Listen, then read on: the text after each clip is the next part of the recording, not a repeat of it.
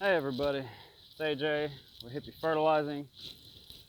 I'm out here trying to prep some trees, and this was done by a nursery. Sorry if the camera's all jacked up. Out here doing this by myself today. But it was done by a tree farm, nursery, whatever. They're pretty big, pretty popular. And okay, so these were some like replants. Either way, let me show you something, okay? This tree is way too freaking deep, alright? That collar needs to be at least 2 to 4 inches above the ground, not 2 to 4 inches below it. And I'm just throwing out 2 to 4 inches, okay? You could really build it up a little higher around here. See that hole? There was wire in there that looked like this. So I just barely pulled it off, but I put it back to give you some reference. If you can see that line right there, okay? And it was tiny. I mean, I'm doing my thing. I'm into it. I barely noticed this stuff.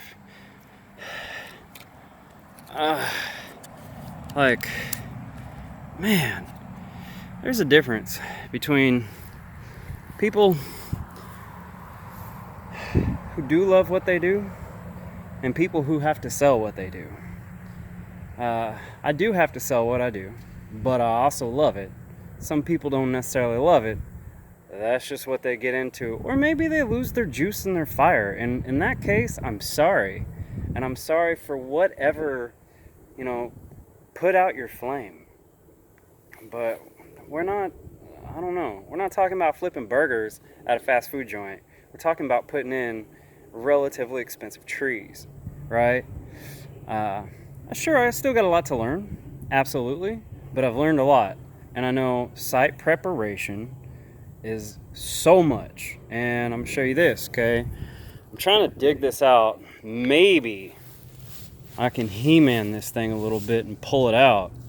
Because look at this. Look at this thing. It makes me want to cry a little bit.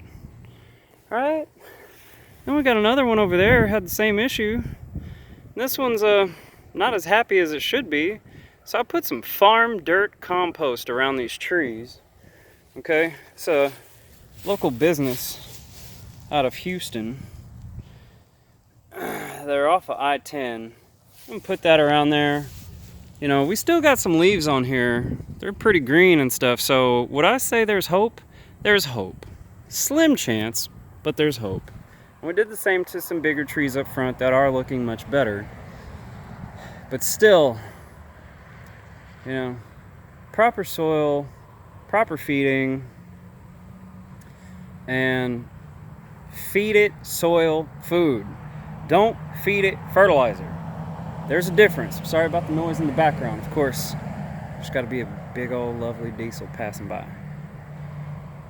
Use stuff that feeds microbes and fungi, especially trees, right? And it seems like the bigger the plant in a lot of cases, it needs more fungal activity, right? So some common ways to do that is compost, good soil food, microlife is a heavy hitter, humic acid, seaweed. Things really gonna give this a jump.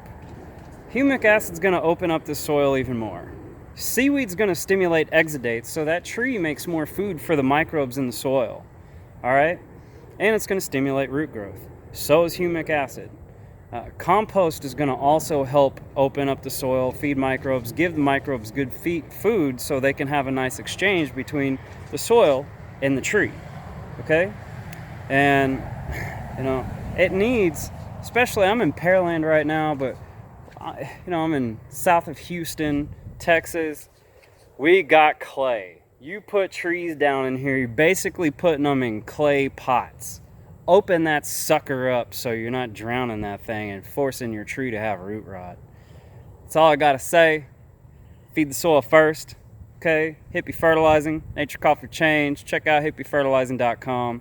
Have a groovy day, and remember, site preparation is key if you want to have super good success with your plants, your trees, and your grass.